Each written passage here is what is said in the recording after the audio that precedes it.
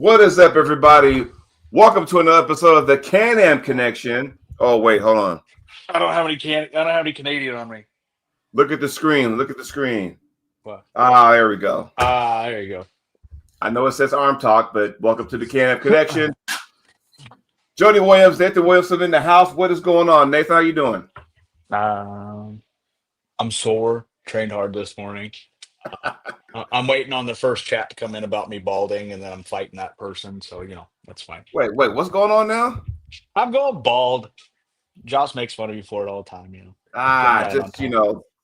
Hey, speaking Normally, of bald, normally I'm in a hat, so people don't see that I'm balding. But I figured I'd embrace the balding today. embrace it, my man. Embrace the boldness. What's up? Yeah, see, do like Tim and I. We just say, you know what? We taking it all off. It don't matter. That's how we roll, right? All good. All right, Tim, how you doing this morning? Hanging in there, head over. I'll see Dan the Nightmare Schwartz this weekend. Actually, Well, we got a lot of stuff going on this weekend. Scott, what's up? Dan the Nightmare, what's going on? A lot of stuff going on because this weekend we got Global Elite, which we'll be talking about today. We might have to do another show because you got the Monster Factory. Also, Monster Factory happening early in the day, and then the Global Elite production happening later on in the evening. So it's essentially a full day of arm wrestling. yeah, my wife ain't going for that one. I'm gonna tell you that now. So she ain't going for that. But and then we also have an event in Canada, also Western Canada. So it's like big day for arm wrestling, man. After what you eat the leftovers, you take back, watch some arm wrestling. It's all good, right? So, Global Elite, what do you guys think about this event coming up on the 29th, this Saturday? It's gonna be a good lot of good matches. I got the list right here. I sent you guys the list on the chat, and I got the list right here. And we can do a prediction show or we can't. It all depends on how you want to do that. There's a lot of matches. There's a lot of the predictions. It's so many matches. It's kind of like they can go either which way. Do we know which ones are title matches? There's a few. Coach Ray has one. I believe Alex Topral has one. I don't remember the rest. I'm not entirely sure which ones are. Coach Ray has, right? Coach Ray has one. Yeah. I'm pretty sure I saw Alex Bezhikov post about he has one at 220. Right. Okay. I mean, we can do Okay. predictions, but we just don't have to do like the typical bet like we do. No. We'll do a prediction show. I got my list right here. Okay, you want to jump right into it? Fire away. But we need to do Monster Factory. Well, you guys can do Monster Factory. I'll be there, so I have to be partial on that one. I'll have to do a separate show for that. We'll do a separate show. Well, I meant like, okay, so we got let's count. There's a lot of matches. 18 matches. My word. Oh, Clifton Erickson, what's up? So I don't know what order this is going to. I'm starting from the bottom and working my way. That's what it was. I think it's from the bottom. I think that's what it was, Nico. So Alan Ford, Dustin, and this is where I'm gonna need some help. Dustin Jelliff. Names. Dustin Jelliff and Alan Ford. Gentlemen, what we got over here? We're going to do a prediction show. We'll do it. Let's go. I think Alan wins personally. Alan right now, I'm sorry. Alan's looking really good right now, and I think he's only gotten better after the Ballinger match. So I think he's coming out to make an absolute statement.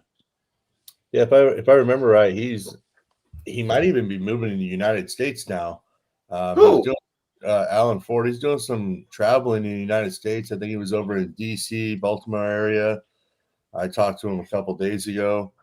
Yeah, I mean he's training for this, and I don't know. I think he might be moving to the U.S. here soon. I have to touch with him on that, but he's focused and ready for this match. I'll take Alan on it. Clean sweep, because I'm saying Alan's going to sweep it. It's best of 5, right? Are they doing the same thing where I think it's best of 5. If it's a title match, it's best of 7. Is that how we doing that? I think so, but obviously I could be wrong as well. If I'm wrong, I apologize. But if we're right, we kind of knew it. But Right. Now, next one, Nadia. And if you're from the United States, you don't need to know her last name because if you just say Nadia, you know exactly who we're talking about. You know, Courtney Heights. Wilczynski. Yeah. This is a hard match for Courtney. Yeah. Well, here's the thing, though. She has 2 There's a matches, by the way. They're both not easy, No. but I think this is the harder of the two, personally. Nadia is not afraid to go inside. And Neither she's is Courtney. fast. But yeah, the amount of speed she generates off the hit to go inside is like holy shit, you know. There's definitely a speed discrepancy in this match. From what obviously, if we go based on the match that Courtney, so if we look at common opponents, Courtney pulled Danielle. What was it, 3-1, right? Something like that. Yep. I don't think Danielle's ever slowed Nadia down. Nope. So just by arm wrestling math, you have to have Nadia as the favorite. Yeah. I mean, I wish her all the luck, obviously, but it's definitely Nadia's the favorite. Yeah, Nadia stepped in because this was the match where this was supposed to be Courtney and Merlene, and Merlene couldn't make it. So now they inserted Nadia, which is like, oh shit, that's a whole because Nadia and Merlene are 2 different style pullers, right? Yeah. So if I'm, Courtney, I'm thinking, oh, I got Merlene, okay. Hard top roll, back pressure, okay. And all of a sudden she can't make it. Insert Nadia. Oh, wait a minute. Now she likes to go inside. Okay. But maybe her hook is a little bit more powerful than mine. The speed aspect, I would give the nod to Nadia, but I still think Nadia will get this going. Yep. Yeah. Tim, what you think? I just think Nadia is too much, too powerful in every aspect. I don't see anything less than a 3-0 on this. Yeah, and don't worry, Courtney, because you have another match, and I might think different down that road. But Tim, I'm gonna start with you. Pork Chop and Paul Cruz. Is this right hand or left hand? Yeah, I was gonna say I think it's right? Yeah. Because no, I think it's left because Pork Chop's pulling. Is he pulling later on against? I think unless I don't have the up to date. I thought Pork Chop only had 1 match. Oh, he only had. Oh shit! I don't know then. Does this say I wish they put the actual hey, what hand they're pulling in. They need to work on that. Yeah, I mean, that's a big difference for me if it's left or right. I mean, I do know that Cruz left. It's a left-handed match. I'm assuming so. That's what Clifton was saying. Oof. If it's a left-handed match, that's all Pork Chop. But Paul Cruz is coming up hard. Like the dude's put in the work. He's getting pretty okay. What's going on? This is Porky right, and then Paul Cruz left. I don't know. Are they pulling both? Clifton, you confusing this, man. Okay. Anyway, if this is a left-handed match, I'm going to give it to Pork Chop from his endurance, his ability to come, even if he loses 1 or 2, his ability to figure it out and come back, the experience of it. I would have to give it to him, even though Paul is really impressed me the last 2 years and what he's been doing. Dude works his ass off. He's getting his weight right, which is helping him out. Right-handed, if it is, I'm just going to give both because I don't fucking know. Right-handed, I think it's a very close match. I really do. I think it could be swayed 3-2 either way. They both got good endurance. I'll say 3-2 either way, right-handed. I don't know. That's a great match if it is right-handed. Toss up. I'm gonna just say right-handed because Global Elite. I don't know who's in charge. The flyers are awesome. The posters are nice, but we need to know what's a title match. We need to know what hand. We need to know that stuff. Clifton saying, I'm saying I think Cruz wins left if it's it, and Porky is right. He's picking him. I don't think it matters what hand it is. I think Porky just. So he thinks Cruz wins on the left, and then Pork lives on the. So we are complete opposite of what we think. Porky's left is awesome. It is his hand. Yeah, I know, and his right's good too. He just beat Mega Mike pretty Yeah. comfortably at Arizona. So I have Porky as a pretty heavy favorite in this match, regardless of the hand. I'm going Paul Cruz for the upset. Nothing against Porky, but like Tim said, and I know firsthand that guy's been putting in the work. Went to the Arnolds, bitch slapped everybody there. So he's getting it done. And I think this might be his coming out party. He had a hard time at the Arnolds with some matches. Oh, I'm not saying he won, but yeah, he came back and did what he had to do. So I'm going Paul Cruz. Tim's like a toss up because we don't know what hand it is. So yeah, I'm trying to find some of these as we're going. So I wish. Okay, this is where Josh Bellin, and he's pulling Anthony. Help me out with the last name. Scigliatano. Yeah, I came in tongue twister. I don't know too much about Anthony. What do we know about Anthony? I don't know a whole lot, but Josh Bellin is a huge human being. That goes without saying, but it's just like I wish I knew a lot more about Anthony. Huge hand, long arm, trains with Matt Mask and those guys out there. I think Bellin takes it.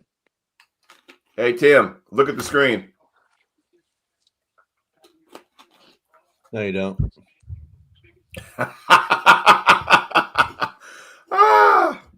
Yes, Bellin. I mean, that guy's just, I love him, but we'll see how we'll see how he does against Jordan.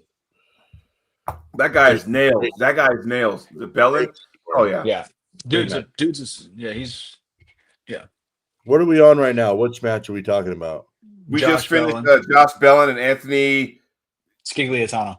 There It you still go. doesn't say on the other flyers if it's left or right hand. What the fuck? Miss Katie's in the house. She's working, but she's listening. Thank you very much, Katie. I hope you watched the show last night when I had Lucky on there and the Elite, the Queen right now of arm wrestling. Jocelyn Brisson. I hope check that out. That was yesterday. So thanks for chiming in. So what I'm getting on some of these flyers, like the individual flyers here, it doesn't say the hand unless it's a title match. Then it says the hand. Come on, man. Who's making the flyers? So I got the title matches and what hand those are on. Well, we know Courtney and Nadia's right at least. Yeah. Yeah, it's a right-handed title match. And then we know the next one is Courtney and Tina left-handed. Yeah. That we do know. Oh, okay. Well, this one says, okay, so Pork Chop and Paul Cruz right-handed for the 240 belt. Okay. Pork chop. Well, there you go. So that's a great match in my opinion. Okay, so now you know the hand. What are we saying, Tim? I mean, I'm gonna say 3-2 Pork Chop. Well, hold on, it doesn't say best of 5 or fucking 7. I don't fucking know. just go 5. I'm gonna say 3-2 Pork Chop experience. I think it's gonna be a fucking burner though. I think that's one of the better matches on the card.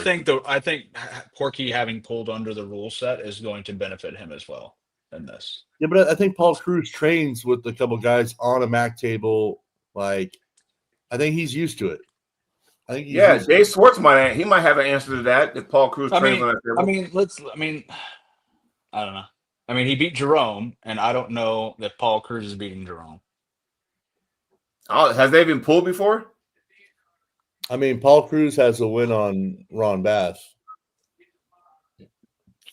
That's true. Yeah, right hand. Yeah, that's true.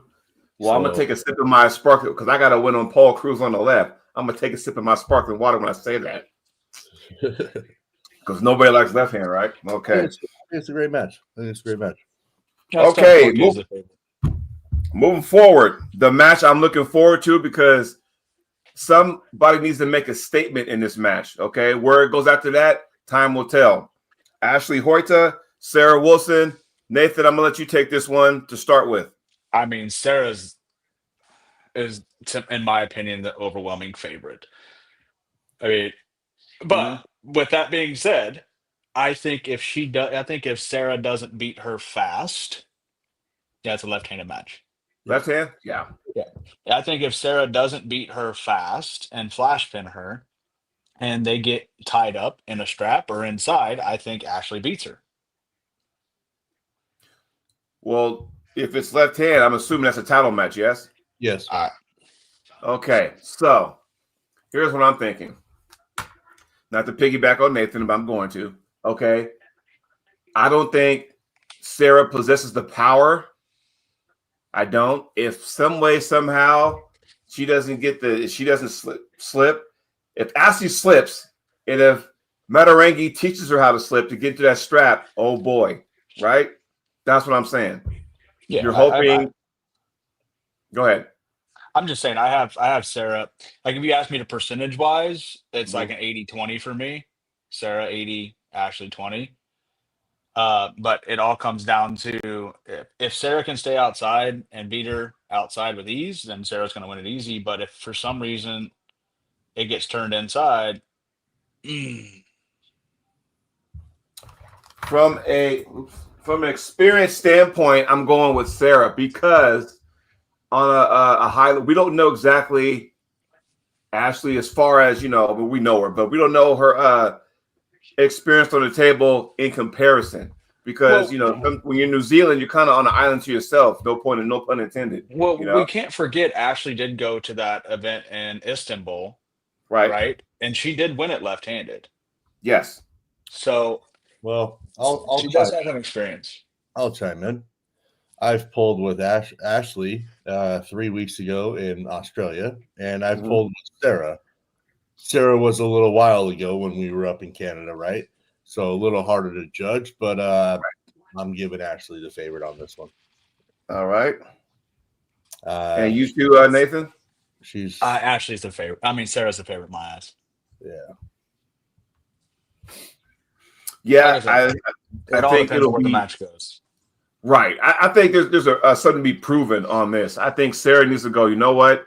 Because I think at times she feels like she feels disrespected. But you know what though? Here's your opportunity to make a statement. Because now you go ahead. All you got to do is win. You'll have the Global Elite belt. Now you're sitting up on the throne at the Global Elite. Now you're going to start getting people coming after you. That's what I'm looking at. So I'm gonna go ahead and go with Sarah on that one. Now, next match. I'll be the At lone least, ranger on that. at least Katie agrees with me. Oh yeah, there you go. And then I would have agreed with you too up until 3 weeks ago when I was in Australia. And see, that's the insight that we don't have that Tim has. So, Brendan L. Seltzer, Yannick, how you pronounce that? Kiwais? Yeah, Yannick. Yannick? Yeah, I think this is Brandon. And he has 2 matches, by the way. The first of 2 for Mr. Brandon. The first of 2. Yannick. When was his last match, by the way? I don't remember. Was it a MAC event? I think so. I'm trying to remember. Who did he pull? I thought the last time I seen him was like maybe at the MAC in Rochester, New York. I can't remember. Do we know what hand he's pulling him? What's that? Do you know which hand he's pulling him and which hand he's pulling the other guy? Do we know what the weight cap is on this? I don't know, but I will say that somebody needs to update game on the Flyers. I can't do a prediction. I want to know what Brandon's weighing. I mean, when Brandon weighs 215, 220, he's a different fucking animal. Like, I want to know what he's weighing on this. You know, if I mean, he looked damn good against Craig at 198. Yeah. I mean, he does. But you imagine him at 220 against Craig too. Yeah, it'd be a different ball game, right? So I don't know what these guys are weighing. Maybe it's a 210 match. I'm gonna say because Canada, I might say this is gonna be a 210 match because they don't have a 205, something like that. They don't have a 198. I don't think. I think it goes to 210. It's like a 90. They have 98. It depends on where you pull at. So that's 180. Hold on, I'm gonna do some research. There's a 240 match. It's probably 210. Because normally I think it's 65, 85, 210. I don't know. Okay, so there's a 220. This could be I don't know. It goes 180 to 220. I don't want to think it'd be 200. It ain't gonna be 220 if there's a 220, so maybe it's a 220 match. Is Brandon that thick? He can be. My word. I mean, I don't know. I would love to know which hand he's pulling which guy and what weight. but regardless, I'll go with Brandon. Yeah, I think he beat I Chan. hope Brandon wins every match right-handed until March. Yeah, I'm not to agree with that. I mean, because he can come in. It's hard to say without a weight cap. Hopefully, the next Global Elite event they have, they'll break everything down on the individual posters, and they'll say what hand it is, regardless if it's a title match or not. So we'll just do it that way. Hopefully. So, all right, Mike Ford, and help me out here. Oh, hold on. Matthew I gotta go to it. Butcher. Mathieu Boucher. Yeah, this is Yeah. French. Boucher. It's Boucher. Mike I Ford. know little to nothing about these gentlemen, unfortunately. Mike Ford's cool. I mean, I hung out with Mike in Colorado. He pulls good. I mean, he only pulls right. He only pulls right-handed. So I was just saying, I know this is right. This is a right-handed match. yeah, it's only right-handed. Mike's good. I think he's not gonna want to fly away from Malaysia to lose, right? Right. So he's gonna come in with some venom. So I'm picking Mike. I'm taking Mike as well. I have no idea about either. So just to be different, I'll go ahead and pick Boucher. The only thing I see a little bit of trouble where he can lose a match or so is because of the height difference and the Yeah, leg right. lever. But Mike knows how to shut that down pretty good. And as long as he keeps his hand by shutting it down, I think he's going to be just fine. But that lever could give him some problems. And that would be about it. I would agree with that. All right, next up. And like I said, I don't know if these matches are going in order, but I will say this. Courtney Hikes on there one more time, and now we're pulling Coach Ray's girlfriend. Gentlemen, what do we see? Well, it's an inside puller versus an outside puller, and Tina's good. I think it might be a bad day for Courtney. I think Tina might get her. I'm going for Courtney for the upset because, I think if this goes in order, if she's pulling Nadia first, I'm thinking Nadia will take that one. She's going to go back, shake it off. There'll be a few more matches or whatnot in between, and then she'll come back out ready to go and blow the smoke and blow the steam off. Because I think, sky's the limits for Courtney, so I think she's going to pull this one out. That's just my opinion. What you got, Tina? Tiebreaker. Let's go. I have to hang out with Tina twice in like 2 weeks. I'm not betting against her because that would be a bad day. I was gonna say I gotta see her in AC, so she might kneecap me. Yeah, I'll be with her. I'll be with her in California after this event and in AC. So Yeah, Tina all the way. I gotta sit in the room. I gotta sit in the room with her and Jocelyn and Ray for the interview. So I'm not. Last thing I need is her coming at me like a goddamn spider monkey.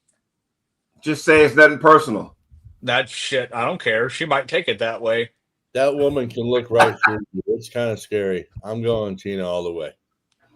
Well, I'm not going to see her, so she can't bust my kneecap, so it's all right. I'm going with Hike. I'm going with Courtney for the upset. She might accidentally on purpose push me down a stair or something. And say whoops in the process? Yeah, sorry. Yeah, something like that. Lost my balance. My bad. Yeah. All right. Corey Miller's up. Corey Miller is up. He's pulling Eugene Bejnar. What do we think? From what I hear, Eugene. Everybody says Eugene's got something for Corey. It's hard to bet against Corey. It depends on if it's best of 5. I'm just by experience, and if it's best of 5, this is not a title match, is it? I don't know. Maybe yes, it is. Yeah. If you and it's best Corey Miller, title match the best of 7, yes. I mean, unless you're like an insane inside puller or can match Corey up top with a lot of back pressure, you're going to struggle with him. Right. And I don't think Eugene can do it. So I have Corey winning this one pretty comfortably. If it's a title match, if they're best of 7, I will say this.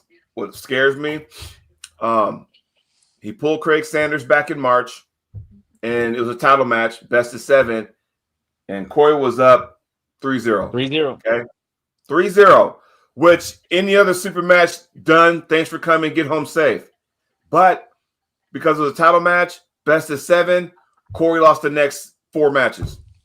But a And lot that- of credit goes out to Craig Sanders on that because Craig made amazing adjustments in that match to get the stop on Corey. Yes. Can And Eugene just- do that though? No. That's what it comes down to. Can Eugene do that? I'm thinking this is what I'm thinking. This is why I'm picking Corey on this one, because I think now Corey knows that, okay, I got to get my conditioning down pat. If I ever get into another best of 7 super match, I got to make sure I dial that in to make sure I don't, tap out by match 3 and 4. He 'Cause looked all we pretty need- damn good at the Brazil Cup. Corey There did. you go. Oh, yeah. He's more than ready. So I'm assuming you're picking Corey also. So we're going Corey 3 sweep for the Can-Am. All right. Okay, here's a match. Technicality. Outside puller, inside puller, Milo Larrett, Tim Lewis. Tim, we'll start with you. What you got and why? Milo's looking damn good lately and so fast. And I know how strong Tim is, but he's not fast. I think it's a bad day for Tim. I really do.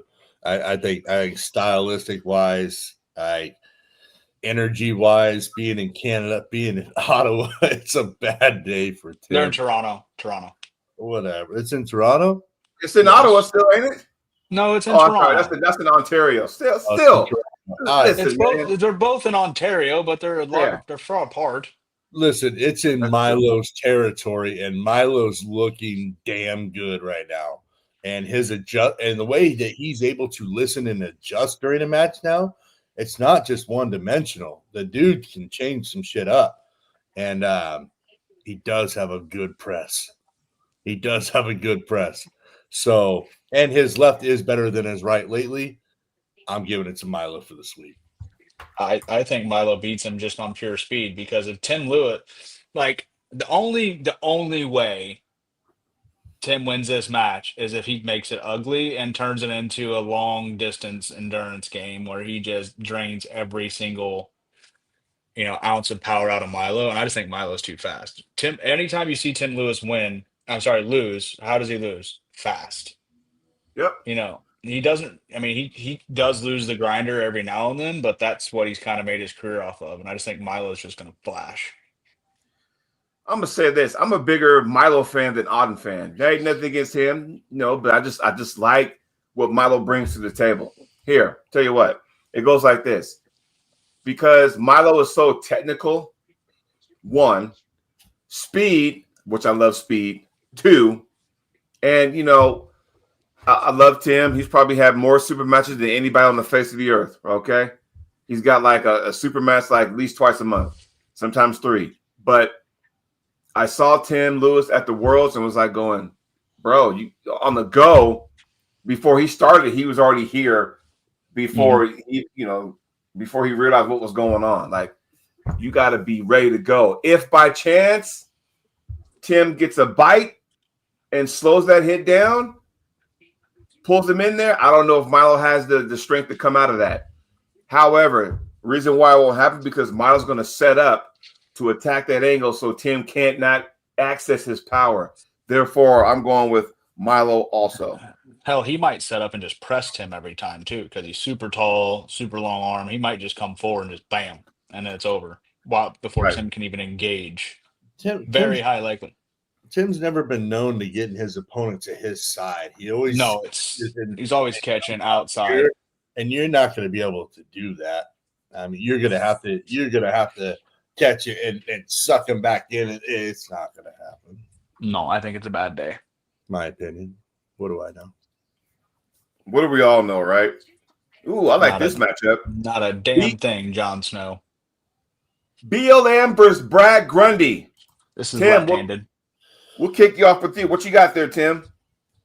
Oh, you never know what Brad's doing in this world nowadays. He was just in Texas not long ago. but I do know what BLM's been doing, and that dude's Me hungry. too.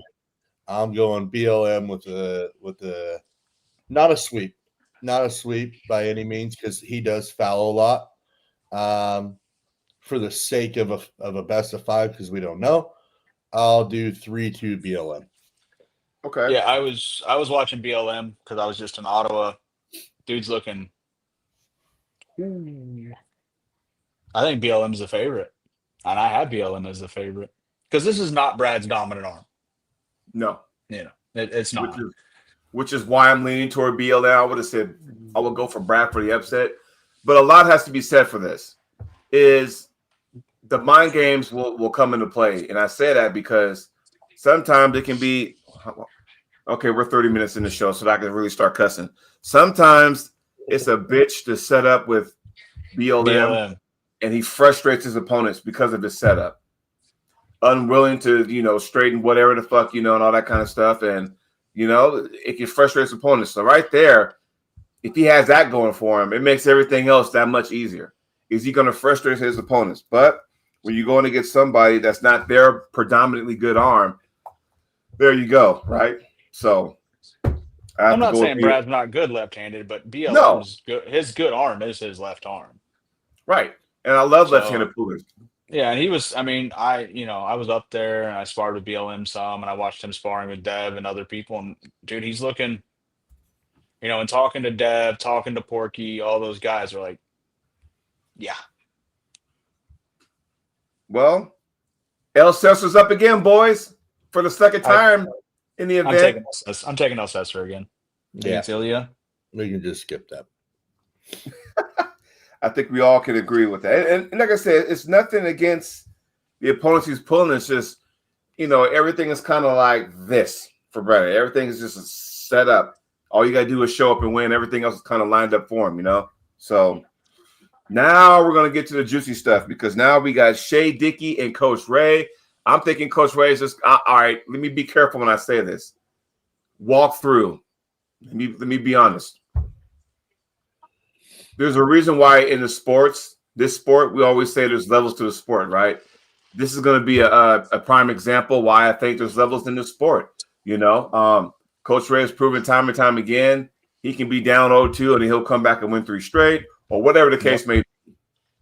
What do you think, Nathan? You know about Coach Ray. What do you have? Yeah. I'm picking Coach Ray, by the way. I have Ray as a favorite because if you don't beat him and beat him fast, or you're just level stronger than him, you're not going to beat him. Like if the strength gap is close, you're not going to beat him in an endurance war. So good luck. But I have Ray as a favorite.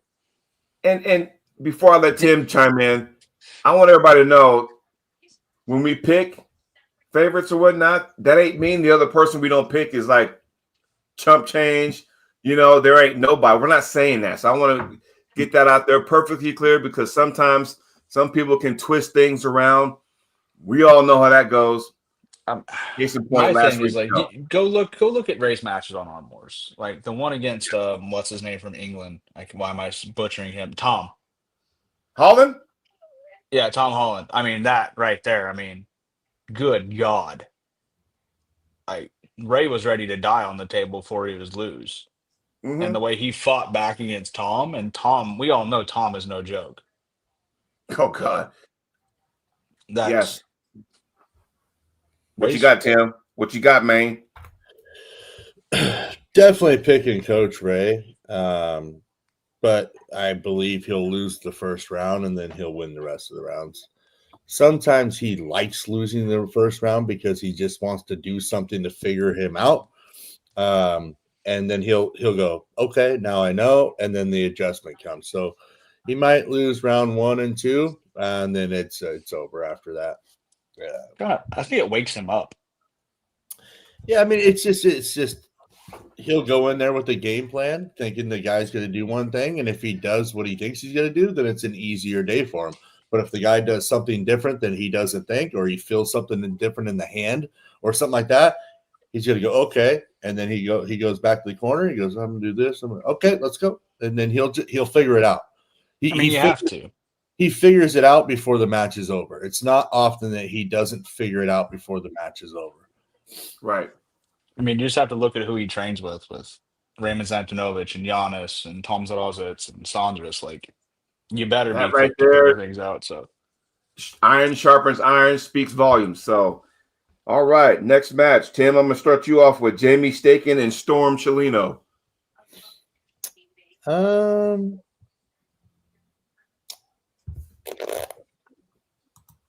still I gonna go. agree.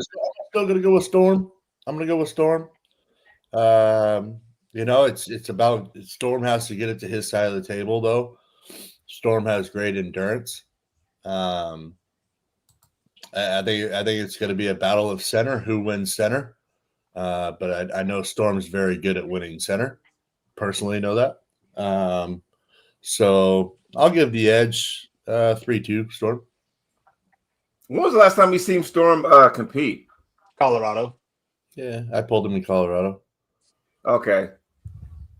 Yeah, So I beat him once, and then he beat me twice in the finals. Oh yeah, that's right. That was the East vs. West tournament. That's right. I fouled out. The fuck you fouling out for, Tim? Come on, man. I didn't. I'm assuming you're going for Storm too. Yes, Nathan? No? What you got? Jamie, huh? I actually have Jamie as the slight favorite in this one. Ooh, okay. How so? I mean, Jamie's been making like big strides, and Storm's just kind of, coming back. So, whereas Jamie's been there and consistent, I think that's going to come into play. Yeah. I'm going to say or guess Storm Chelino will have El Cesar in his corner as his corner guy. Could totally, and like I said, it could be like, all right, just I could be making this up, but I think, something's to be said about East Coast guys when they all get together and back each other up. There's something that happens. And I'm thinking this time around, Storm's like, you know what? I like this. Let me go ahead and do what I got to do. Now, granted, Tim, he got you on the East vs. West tournament, but that wasn't on the MAC table either, though. Okay?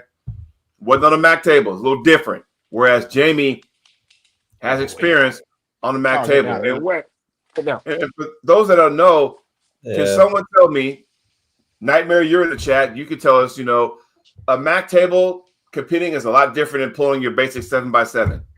Oh, 100%. I can attest to that. I was on one in Ottawa. Different. But I also think that the MAC table favorites Storm. I do. Storm runs to the back. He runs to the back, and he has that much more room to bring you onto his side. That's a bad day. Right. But there's also things on the MAC table that you have to understand. Like there's a circle. Like your elbow has to line up within this defined area before the movement and everything else. So it's not like you can start all the way at the back. Like there's a specific spot in a specific area you have to start. Oh, he'll start right there, and he'll bring you back to his side. He will. You got to understand too something about Storm. It's what we call in arm wrestling a weirdo. When he gets back into the sport like he is, and as soon as he's all in, that's a scary fucking Storm Chelino. As soon as he's all in. And now that he's gotten the taste over the last year of these events in Poland, and he's been training since Colorado, that's a scary Storm Chelino. A scary Storm Chelino was WAL before it shut down. He was a double hammer holder. Like, let's not forget about that. No, I'm not forgetting that. But I just and when he goes and he travels and trains with the right people, because that's what he does, and he like he just said, he went up and he got on a MAC table, so he's already been on it, so he already knows what he's getting into. I mean, it's a big difference, right? Yeah. For me, it's hard to pick. It's hard to pick. I need to flip a coin. You know what? We'll go Storm on this one, just because I'm just flipping. I don't have a coin right now on me, but we'll go with that one. Then we got Alex Topro against Blake Bullion. How we pronounce that last name? Bullion. Like Bullion. I want to make sure. Blake and Alex Topro. What do we have? So they just did that like no elimination tournament that Blake was at, and he won like 80 some matches in a row. What does that even mean? Can somebody explain that to me? No elimination tournament. I don't know. I don't know how it works, but I know that he pulled an event where he won like 80 some matches in a row. And I think that no elimination, you just keep pulling whether you win or lose, and then it's pretty much whoever quits. Yeah. But dude, Blake's a stud. I think it's a very hard day for Alex because Blake can pull anywhere. He can pull outside. He can pull inside. And we all know Alex is pretty one-dimensional. Like, he's an outside guy. And, I've seen Alex struggle with Danny. Like, Danny sucks him into what I don't remember exactly what it was. Right-handed. Yeah, this is left-handed, right? Yeah. I don't. It is? Well, then it favors Blake even more. Yeah, I mean, you're talking to a left-handed specialist in Alex. That's a big difference.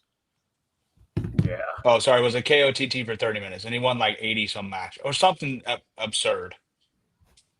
That's Blake crazy, as a man. favorite.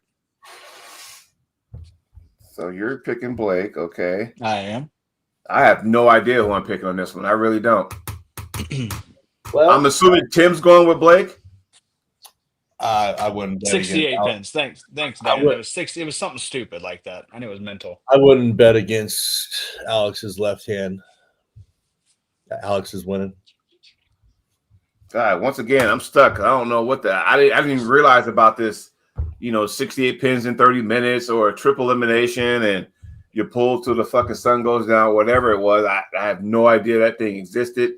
Last time, I needed a tiebreaker. I went with Tim. This time I'm gonna go with Nathan, go Blake, because I don't know. I don't know. I know about the next one though. John Therian. Versus Mayan. Yeah. It's Terrian, by the way. John Therian. It's not Therian. It's Terrian. So the H, Like the I H should is- know this. John Therian. The H is And then the H is. I silent. thought, because I would call him John Therian when we all went to Arm Wars, and all of a sudden people start calling him Therian. So I'm thinking, oh, was I calling him by the wrong name this whole time? So No, it's Terrian.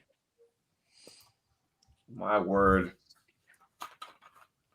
So if I'm not mistaken, these weight classes, it's like a 180 class, a 200 class, a 220, and a 240. Something like that. So I want to know what the fuck Al Cesar's pulling, 200 or 220. Maybe both. I don't know. Yeah. I wouldn't put it past him to both.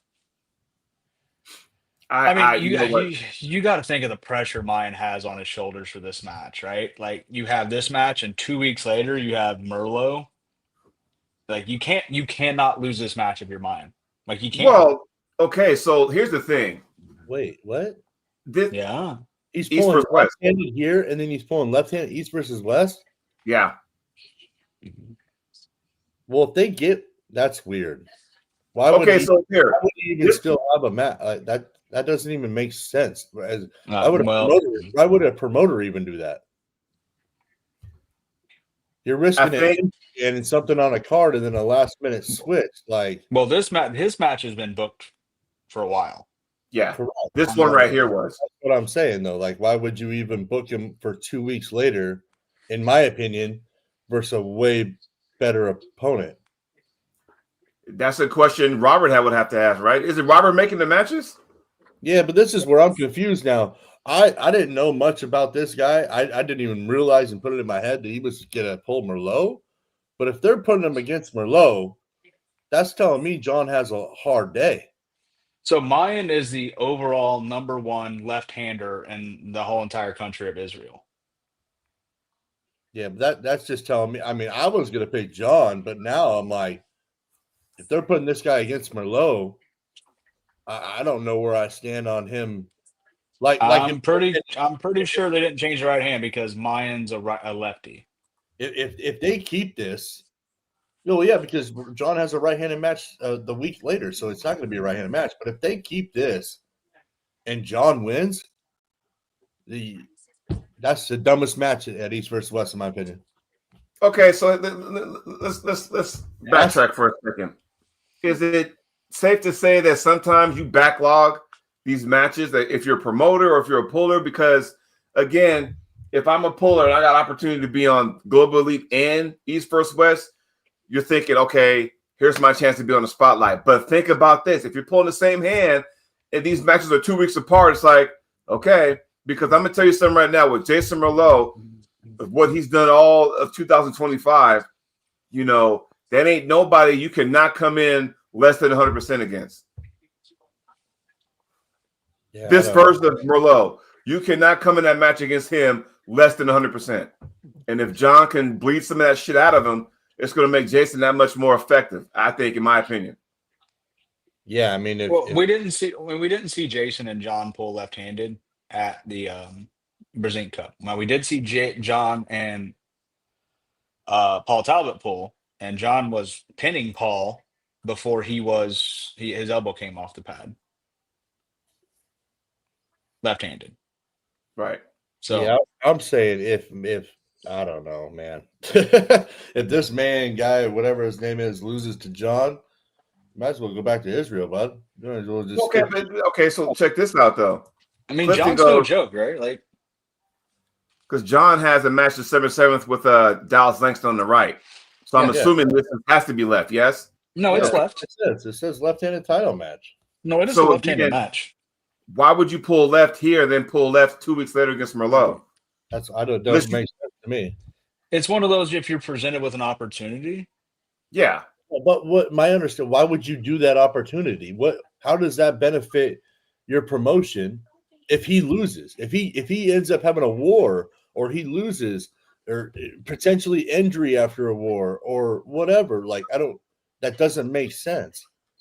Okay, so just hypothetically say he pops something in his wrist and he Mhm. can't pull Merlot. Now, as a promoter, You're scrambling. this dude already has a flight that you probably already paid for. You're fucked there. Then you got to find another opponent or scratch that after you probably already paid for all of Merlot shit, and it's already on the flyer. That's what I'm saying. Accidents happen. So as a promoter, I don't understand the logic of pulling 2 weeks later for a business wise, for money wise, and promotion wise. There's a lot of risk. He wins All I know- and wins convincingly, then it does, and he comes out unscathed. It does do more. It does do stuff for your promotion, though. It's a big risk, but whether he wins easily, he's still pulled in a super match 2 weeks ahead, and he's not going to be 100%.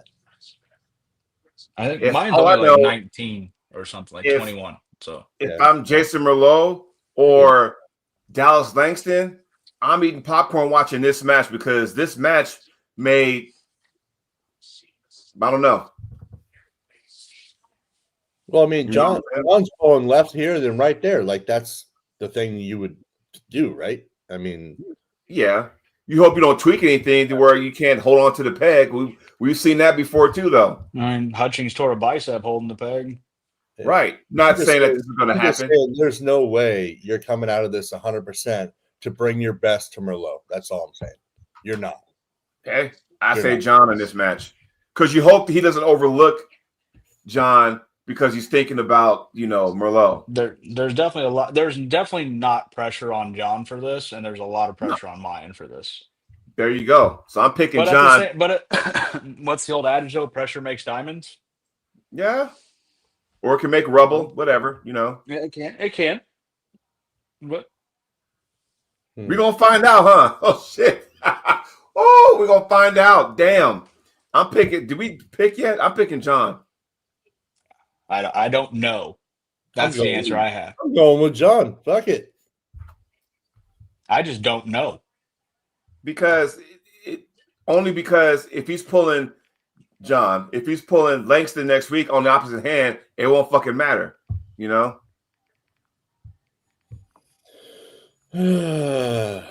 Well, if something happens to Mayan and he somehow gets injured, I hope to God he does not. I'll pull Merlot right-handed. Fuck it. Even if the match is left. Yeah, Merlot will pull right. Okay.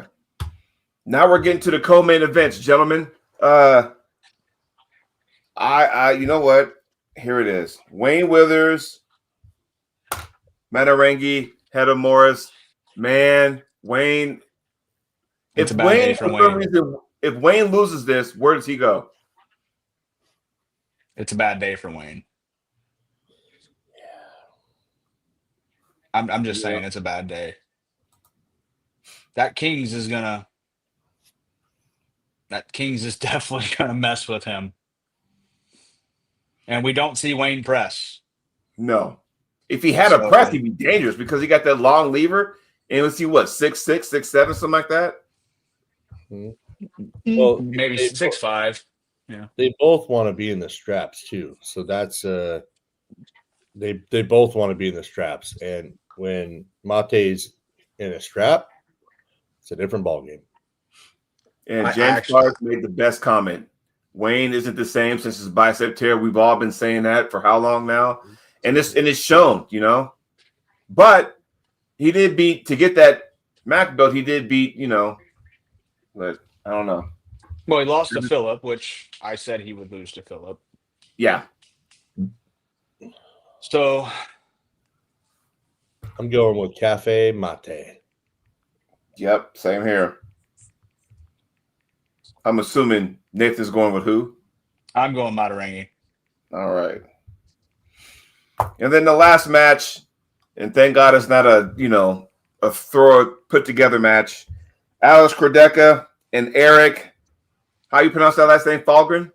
Falgren, Alex is. Falgren. I mean, Alex is a massive favorite in this match. Oh, yeah. It's almost like he overshadows his opponent, not by Well, just the height, but Remember, it was supposed to be Alex versus Phillip, and Alex was still a massive favorite in that too. So right. So is I this a think right? Martin might have did something with him though. He might make him sweat. it's right-handed. Okay, jeez. It just says overall champion. I don't know. Overall left or right? I don't know. Yeah, I mean Alex is the favorite. Yeah. But I do like Eric. That dude, he has a good future. He does. He's a very strong, talented, but it's a tall order. But That is a very tall order. he'll put up a fight. He'll put up a fight. But it's a tall order. We're going with Alex.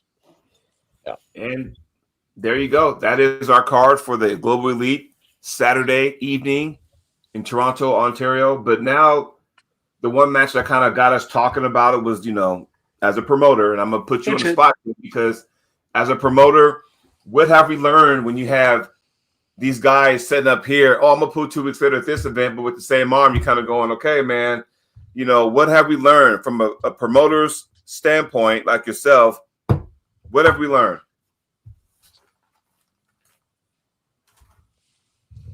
What have we learned from that? Like, you know, as a promoter, when you want to have a certain athlete on your card, do you double check to make sure you're not double booking the athlete to make sure, okay, I want to bring you to my event, but I don't want you coming in 65% though either. Yeah, I don't know. I mean, I don't know how the conversation went down. I mean, you would have think that he would have told them that he had a match 2 weeks prior. Maybe they did, maybe they didn't. I don't know. It just, to me, it's just not. It's got to be hard. Like I don't see the benefit. I don't. You know, it's not like we're talking about like a Devin or like a big name guy here, right? Like, right. He's very well known. Obviously, he's a stud in his country. Whoops. But it's not a big enough draw name to have that much liability, in my opinion, to have him on a 2 week back-to-back huge pay-per-view card in hopes that you're the second one that he comes in 100% fresh. Right. We're not talking about a big draw name where that guy is bringing you a bunch of people, in my opinion. Well, and I tend to agree with you there, but I do want to add something, and I want you guys' opinion about this, even if everybody in the chat, because, you know, let's just say I'm Jason Merlot, and I'm waiting, I'm watching it. You know, Jason's going to be watching this match like no other. And all of a sudden, you know, he doesn't come. He let's say he beats John or loses to John. He comes in there and he goes against Jason at East vs. West, and he doesn't put up the fight that we thought he put, and Jason walks through him. Then you're going to start hearing things, well, he wasn't healthy because he pulled John at Global Elite, and all of a sudden now there's an asterisk on Jason's win against him. And I do believe this is Jason's first ever East vs. West match. So it's you both don't want to. Yeah, you don't want that asterisk, you know, because it's something that happened 2 weeks prior on the same hand. Ooh, I like this one. What? Nightmare says if he wins both, he can help grow arm wrestling in a global fashion, in my opinion. Yeah, I don't know. I don't know about that. It's not like he's not going to bring in eyes. I mean, Israel is I mean, it's not a small country by any means. So you're going to be bringing in the eyes of Israel. Right. Yeah, I mean, but again, it's not the well-known names inside East versus West where it's like they know what that person brings to the card, so we have to have them type of deal. But the thing is, you have to look at things differently too. Like, let's look at the match that Takanaka had against the girl from Bulgaria. I mean, in 4 days, they had almost their one round of their match had 1 million views. On social media. And you have a woman from Bulgaria and you have a woman from Japan. Like, still bringing eyes. Right. Still bringing in the Japanese crowd, the Bulgarian, the Japanese audience, the Bulgarian audience. So, I mean, if this brings in. I'll agree with that. So views doesn't make you pay-per-view buys for a business, though. So but it could. Unless they know something that we don't know, that no matter what, if he loses 3-0 to John and still comes to Portals Merlot, and they're going to, no matter what, get those pay-per-view buys, maybe they know something we don't know. But you would have to think, if that does happen, you would have to wonder if this match even means anything. It does to John. Every match means something to John anyway, but still, I'm not talking about the other guy. Like, I mean, oh, okay. Is he such a big name in that country, and he has a big following? So no matter what, he's gonna bring a draw for pay-per-view sales, because at the end of the day, that's what matters. And if that didn't matter, everybody would have a match. Well, I mean, it's very country dependent. Like, if we look at Indian athletes, India won't buy pay-per-views. They don't. It's against their religion, culture, whatever. So they steal them, which apparently is fine. But like, Wait, what? I'm serious. I'm not even kidding. Like, this is what Chetna said in Istanbul, by the way. But like, if you look at something like that, like, are you bringing in a pay-per-view buy from that country? No. But if you're getting buys from a country because that athlete's on there, because that is their consensus number one guy or girl, I mean, the numbers will tell. We'll see how it plays out. That's going to be interesting. I think we should do another show, because we also got the Monster Factory, so I think we should do another show with Monster Factory predictions. That's just me. We can do it now. I don't have my list out, man. Oh, I can get it. And I haven't got time. Yeah. We're at the hour mark. I mean, we can do this what tomorrow? Thursday? What we want? Well, no, not Thursday. We can do it tomorrow if you want. Here, let's run over some matches really quick. I have all the matches right here. It'll take all you gotta do is be quick. All right. First match. I'll watch the show over that way I can write it down. Trey Sweet and Grayson Procopi. Who? Okay. Moving on. Danny Gillian, Adrian Morrison. Oh, come on, man. DG. Oh, man. Jake Houston, Dan Schwartz. Jake Houston. Ooh. Love you, Dan. Love you, Dan. But Jake. What hand is that? I think right. Yeah. Dan is stepping up, but I mean, Jake's. Yeah. Left-handed. Dakota Bean, Roger Lerd.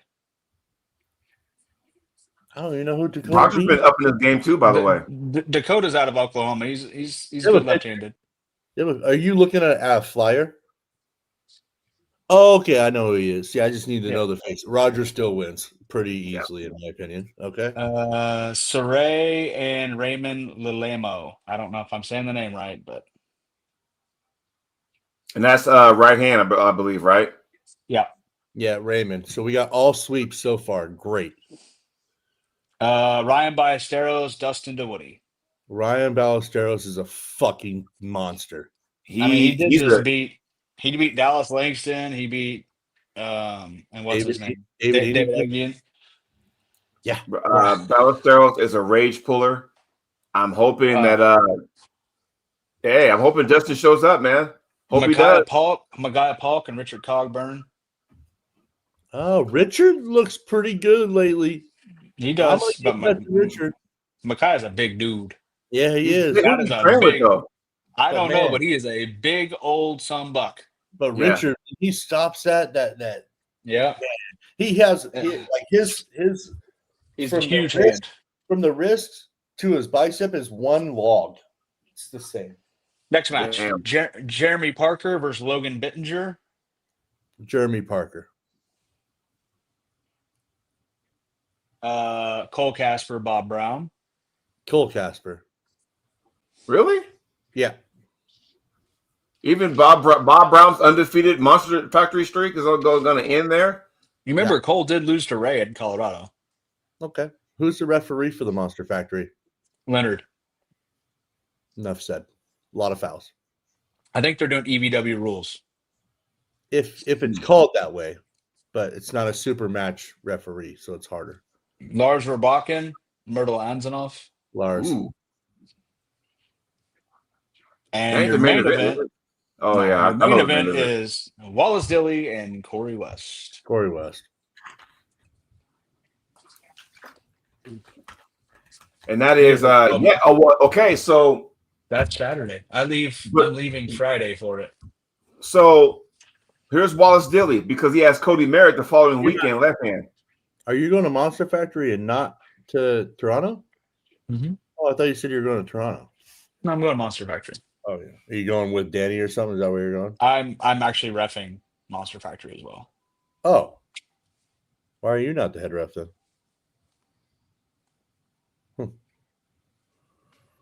I will be watching, eating some pecan pie. So I'm just going to let you guys know that now. So That's my favorite pie. I have to be, So.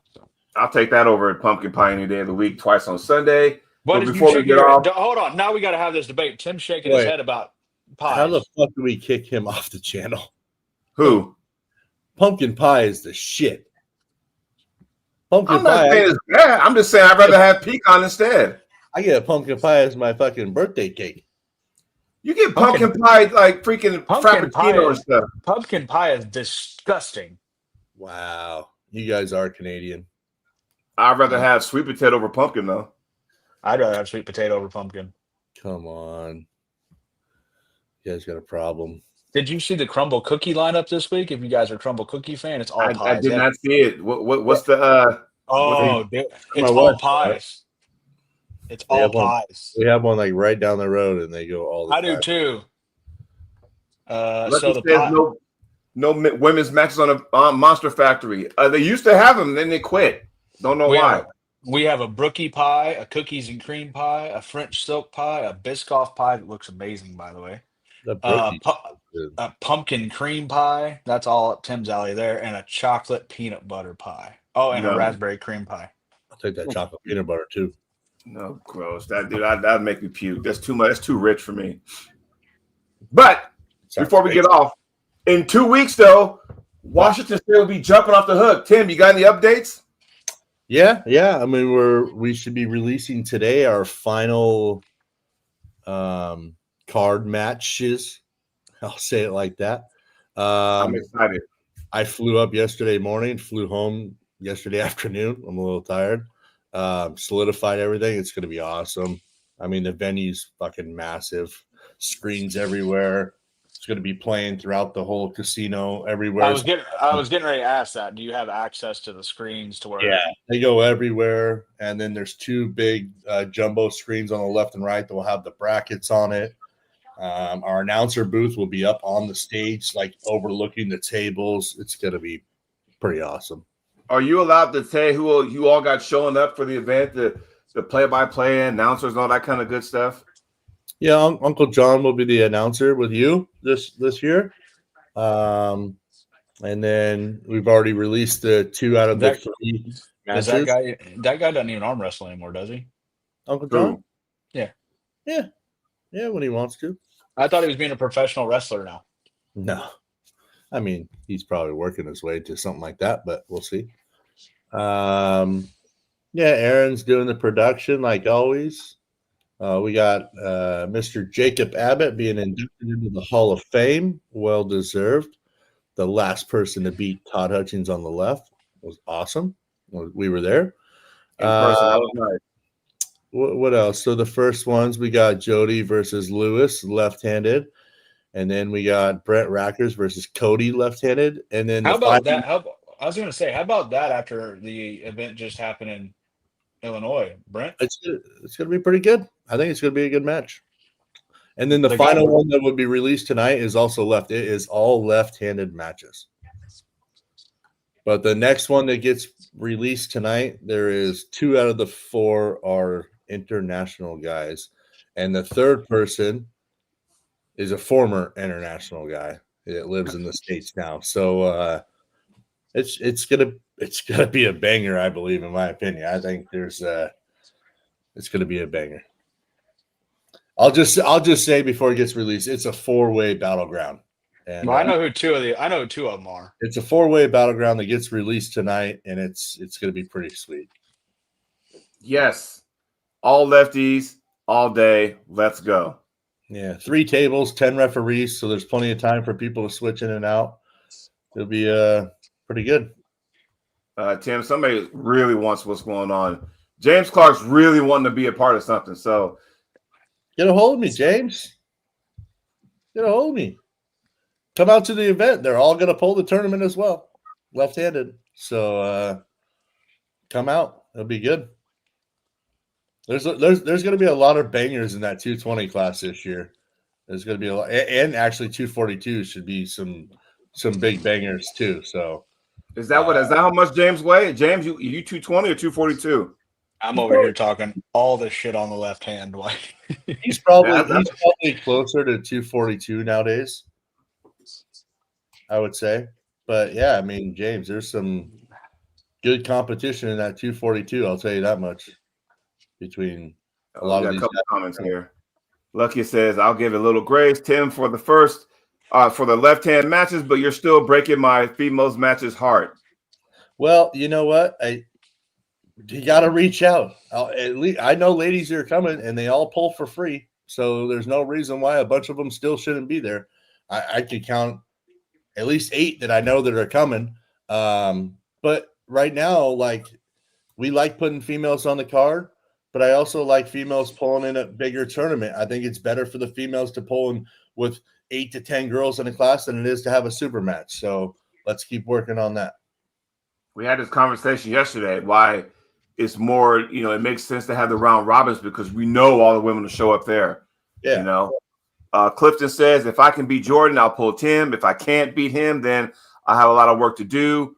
Will be very hard match for me. So there you go. I guess you're on notice.